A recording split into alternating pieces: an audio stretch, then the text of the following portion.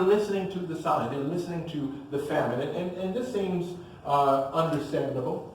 If we heard that, look, there's a famine coming to New York, and we want to leave New York and go to South Philly. Jobs are running sparse. You can't hardly get a job in New York, but we hear there's some jobs in South Philly. There's a famine coming to New York, but we want to go to South Philly. We might get up and leave.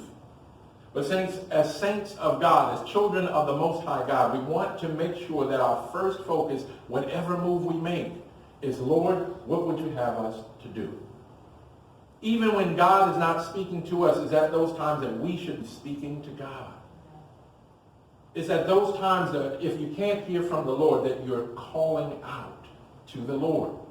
And what we see here is that Elimelech picked up his wife Naomi and his 2 sons, and they decided to jet. Now when they jetted, they came to a place called Moab.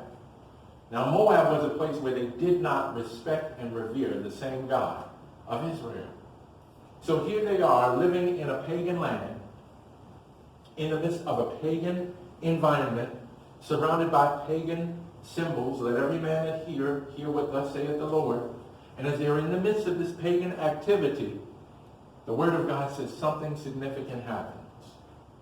The father, Elimelech, the husband, he dies. This is significant because the father is known as the provider. The father is known as the protector. Their protection and their provision have essentially left, and what is left are 2 sons.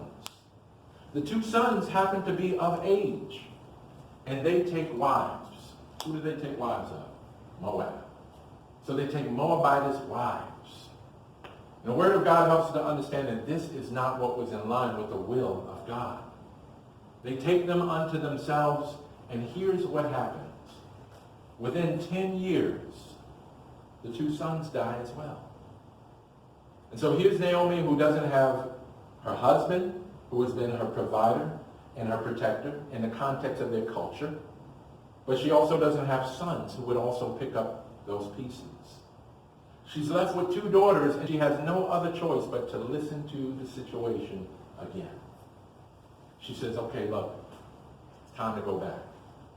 Where is she going back to? The Word of God helps us to understand that she has left Israel. Specifically, she has left Bethlehem.